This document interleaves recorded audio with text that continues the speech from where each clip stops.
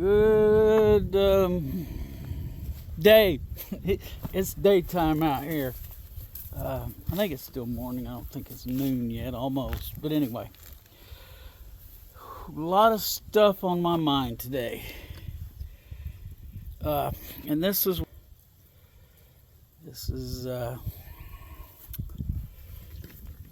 Pig Wrangler Extraordinaire's Hyundai. And we've got to replace this, or I have to, this radiator hose. I thought, okay, radiator hose, how tough could it be? A couple of clamps, pull the old one off, put the new one on, boom, done, no problem. 30 minutes, tops. And then I got out here and checked it out, and yeah, not so much. Still not quite sure what I got to do here, but this mess here has got to be moved, because I tried to reach down in there. There's, you can see, there's a clamp back down in there in the dark. There, you can barely see it, maybe. Let me see. Yeah, it's down in there, trust me. And I can't get my channel locks down in there to release it. I barely got room to get on this one here. But anyway, we're going to tackle this today. And yeah, and I got some other stuff on my mind. Last night, me and the number one farmhand, we just kind of sat and talked for, I don't know, 3 hours or so, just talking and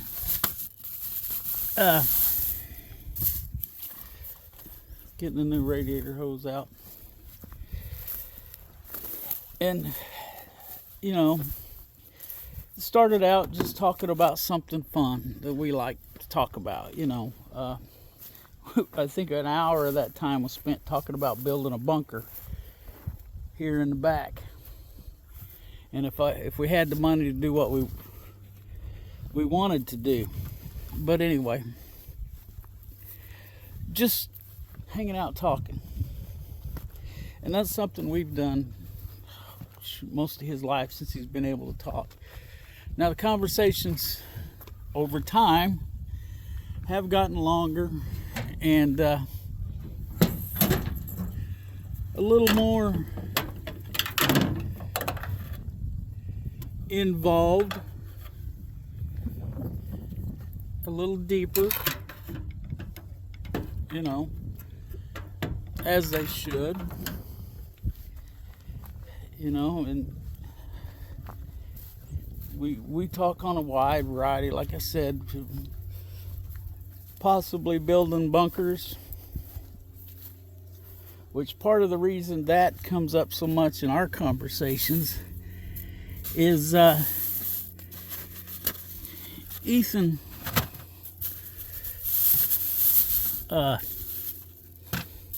introduced me to a YouTube channel, and it's Colin Furs. And most of what Mr. Furs has done is just build crazy contraptions. Go check him out if you're interested in that kind of stuff. Well, he built a bunker in his backyard, and now he's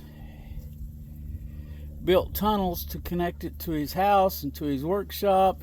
Now he's building a bunker for his car, basically, so that he can pull up, lower it down, close it back up, nobody knows it's there.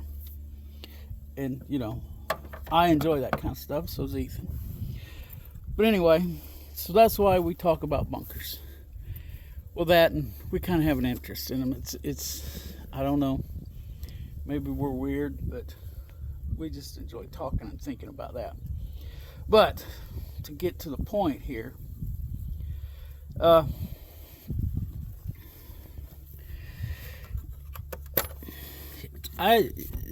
point is you've got to talk to your kids about stuff. Not just the fun stuff, but everything. You know, a lot of times you start talking about building bunkers, and you can end up talking about, you know, how they're doing in school and what they're doing in school or whatever, you know. But my point is, let's see if that'll stay. You know, I'm trying to talk to y'all while I work here.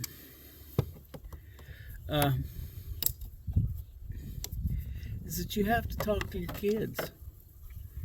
And don't talk down to them, and, you know, and just talk to them. Let them talk. And that's one of the hardest things I find, is letting them talk, because I want to make sure that my son knows where I stand on things. You know, and I have a tendency to overtalk those things. So, take these off so I can see. Yes, I just said I took my glasses off so I can see. So the hardest thing for me was to learn to just shut up and let him talk sometimes.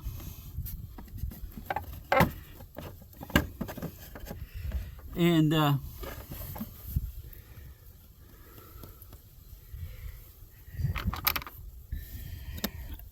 you just got to stop and listen.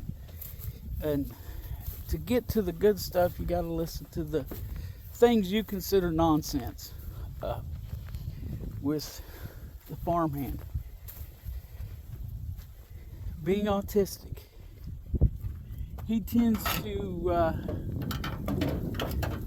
have favorite topics that it's almost an obsession, and Transformers would be one of those. I enjoy the Transformers movies. They're entertainment, and that's about it for me. But he gets into a whole new world of it.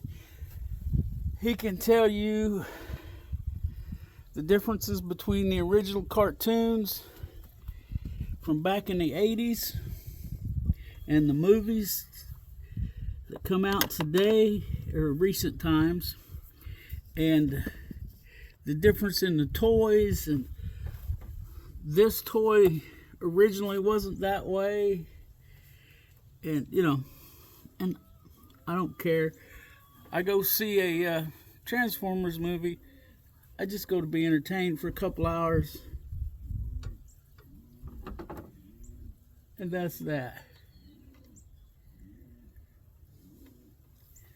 I gotta go see what this noise is. I think it's Mr. Butch wanting a girlfriend. I'm gonna go over here and investigate. But I gotta sit through him telling me all this stuff, and like myself, he tends to go on about it. You know, because it's interesting to him. It's, you know, it's more interesting than day-to-day life. Well, okay. I'm out here. I don't see any cows. Oh, there he is. I see him now. I moved around this hay bale, this one right here, and I can see him standing over there at the fence. Okay, a little off topic, but you know, these are the hay bales I've got. They're all the same size. I put this one over Friday, and they've already whittled her down pretty good. They're standing over, he's standing over it trying to get, that's him, right in there. And then the little one's over here to the left, that little black spot.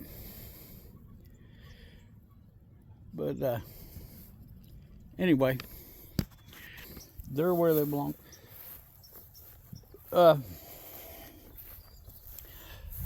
I guess my point is, you got to talk to the kids. Talk down to them. Share your views on things, on everything. Your own kids, okay? And I think this is a problem. This is why we've got this gap. You know, there's my son, Ethan, you all know his name. He's a late in life child. He wasn't born until me and his mother were 40 years old. And I don't know if that makes a difference or what, but I have always talked to him about things. Tried to be honest with him, you know. And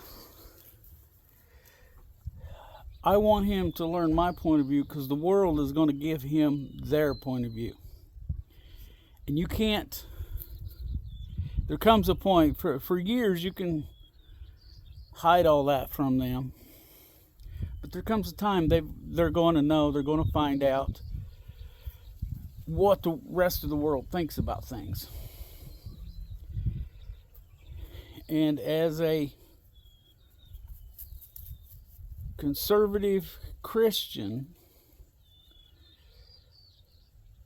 I want him to know my views. And I want him to know why I feel this way. And I also want him to know that I've put a lot of thought into forming these views. I'm not the person that just, I have been that person, but I'm not that person now that just automatically takes somebody's word that this is the way it has to be. And, you know, you've always got to question things. Always. No matter who's telling it to you, no matter whether it's your preacher, your congressman, your president, just question. Now, you don't have to be rude and hateful about it, but question. Learn for yourself. And that's what we need to be teaching our kids. And, you know, Ethan tells me he believes a certain way, and then I'm like, okay, why? And then, you know, if he can't explain why, then I know that he hasn't done the research, that checked into it. That's not his opinion. That's probably opinion that's been given to him. But anyway, you know, and even more importantly, if you talk to your kids and you listen to them talk about things. They'll get around to the important stuff. But listen, they'll tell you what's going on in their life. They'll tell you what's important to them. And also, out of this conversation we had last night, like I said, we talked. TV was off, phones were put down, and we just talked about things. Wide variety of things. And towards the end of it, Ethan was like, you know, it seems that we have these talks late at night. And he said, I wonder why. Well, here's my hypothesis on this. There was a time in world history that we all know. I'm not... cats are up here jacking around, knocking my glasses off. But, hey, anybody need a cat? This guy here, he'd like a new home. He's about to fall off the car, squirreling around. But anyway, get him up there. My hypothesis about this, with me and Ethan talking late at night, is that until modern times, let's say, just for discussion purposes, get y'all set back down here again. For discussion purposes, 1900, and it goes beyond that, but people lived off the land in one way or another. They were farmers, they were hunter-gatherers, you know, whatever. So you were up at daylight, you were out foraging or working your crops or your animals or whatever, and you did that all day until dark or whenever you got done. So you didn't have time to sit down and talk about stuff until late at night. It's my theory. Plus, I've read some articles that said that you're more creative when you're tired. So, you know, you're sitting down, you're relaxing after a long day's work. And that is just, you know, the best time to have conversations. So I think that's why we do that late at night, him and I. I'm trying to work while I do this. Okay. But, yeah, that's my thoughts on that. Alright, we got that big plastic cover moved, which wasn't much help because I think there's a screw right down in here. I hope y'all bear with me on this video, or have been. So we're going to do a lot of things here. We're going to try to get this radiator hose changed. This is not a how-to, this is how Harry did it. So, you know, this may not be the proper way to do this. But I need this big air tube out of here. Or at least where I can move it. I don't know. But anyway, so we're going to be working on this while I talk here. And this is probably kind of a long video. I'm already 17 minutes in. So, but my point of all that talking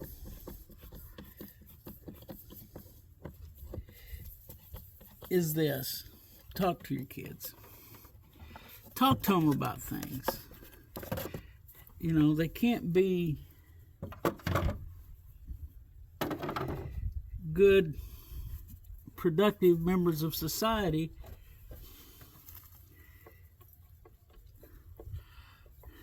unless you educate them to be.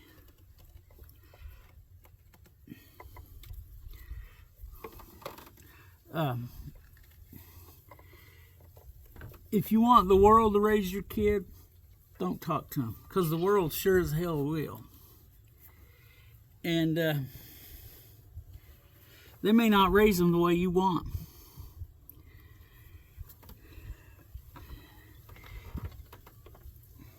All of us need a little help raising kids. I'm not quite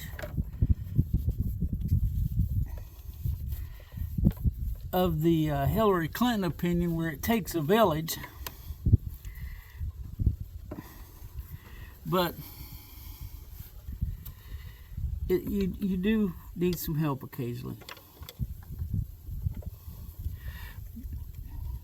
But you have to be the first teacher.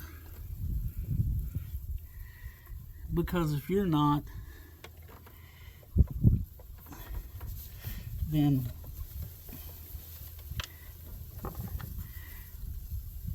they may not know what you stand for.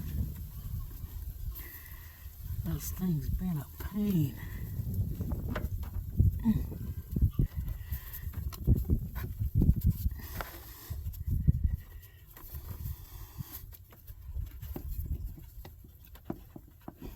So, make sure you talk about to your kids. However you want them to grow up.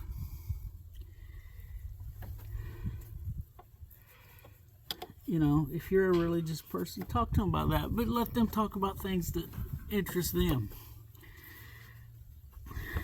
You know, like I said, because if you don't, somebody else will, and they'll talk to them about things you probably don't want them talking to your kid about. So, and it just, helps them to learn how to communicate, how to have an in-person conversation. And that doesn't come easy for everybody. I am one of those people that does not come easy for. Now, maybe y'all don't believe that if you've been watching these videos. But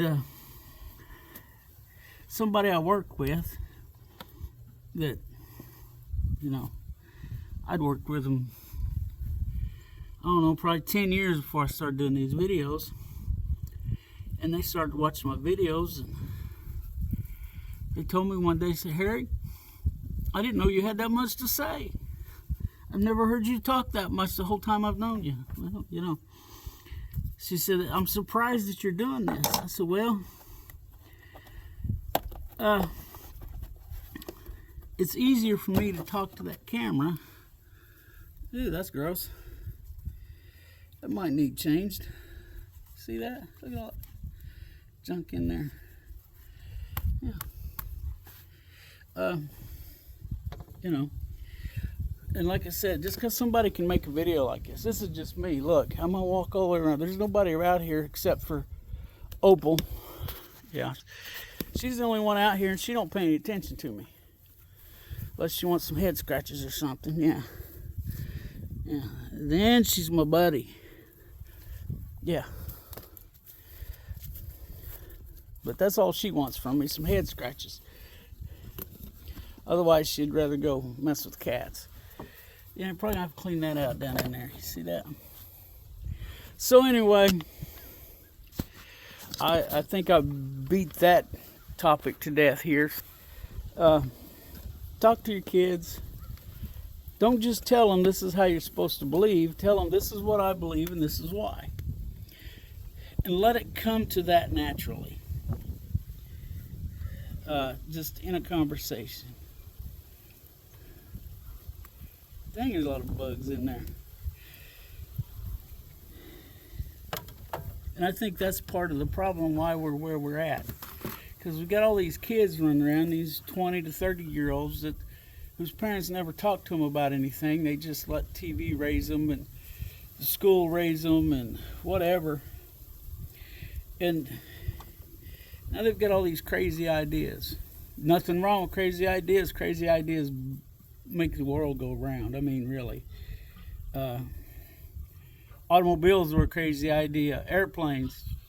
You get where I'm going with that. But everybody can't. The crazy ideas I'm talking about is the government should pay for everything in your life. Should pay for your health care, should pay you a living allowance, and that can't happen. Any intelligent adult human being with a little bit of life experience should know this. You know, you have to get out there and you have to earn and, you know, pay your own way. If you are capable. There are people in the world, I understand, that are not capable. And we need to help those people. Not the ones that don't want to work. Let's do a better job with education. And I don't mean the school education. I mean, we educate our own kids. Like I said, teach them our beliefs. Teach them why we do what we do. Like I said, I think it would be a better world if we could all do that. Or even if more people started to talk to your kids. Ethan and I have been talking about history and politicals, and he's not especially interested in history at school, but when him and I talk about it, we have a conversation about it. Now he's developing an interest in history. And he's starting to understand how we got where we're at. What happened? And I know people my age that don't understand that. You know. So I'm going to get to work on this car. This is 25 minutes just rolled over. So I got to get this car straightened out here because I have other things to do, just like everybody else. But I'm going to end this video with this.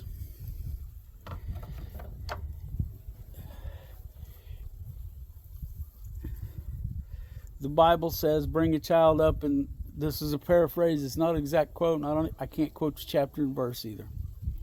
But it says something to the effect of, bring a child up in the way that he is supposed to go, and in old age he will not stray from it. There's something to that effect, you know. And there's truth in that. My dad raised me with a work ethic. He talked to me about things. We didn't have the conversations that Ethan and I have, but we had conversations. And while there was a time that I did stray away from his teaching, he wasn't, in my upbringing, he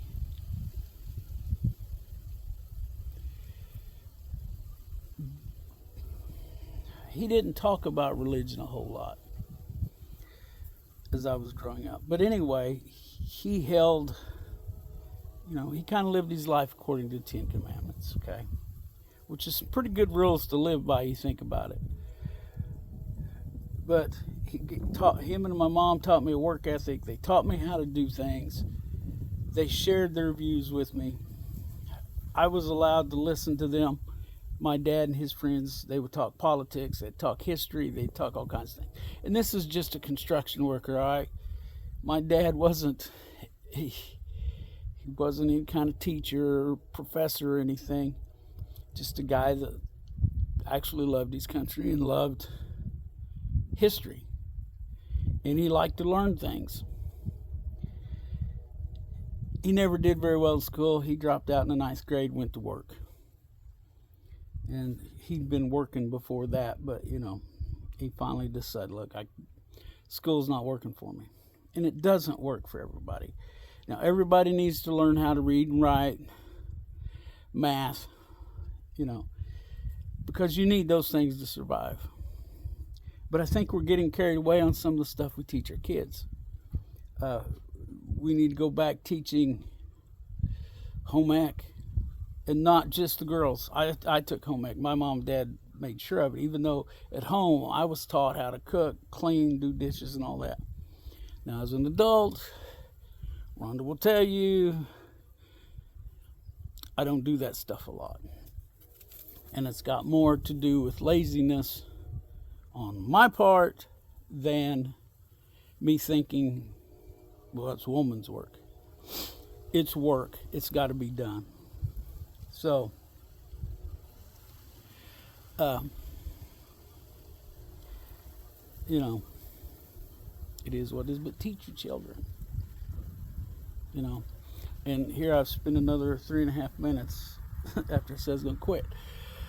You know, I'd love to hear views on this. What are your thoughts? I keep seeing on the internet this thing pops up. You can't raise your children the way you were raised because it's a different world.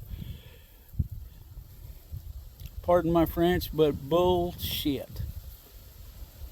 The only thing that is different is there's more high tech. There's not any more stress. You know, the stress is self-induced. That's why there seems to be more of it. You know, because, never mind, it's a rant for another day. But you raise your kids to be good human beings, to have a work ethic, and the world will go back to the way it was. And it wasn't a perfect world to begin with. It's never going to be perfect. The 50s, contrary to what Happy Days showed us, weren't all that great either. You know, it's never been a perfect world. Some ways our world has improved. Some ways it's gotten worse. But anyway, that's enough of me rambling. This is a 30-minute video now. So, let's look out for each other. Let's help each other when we can. And pray. Catch you later.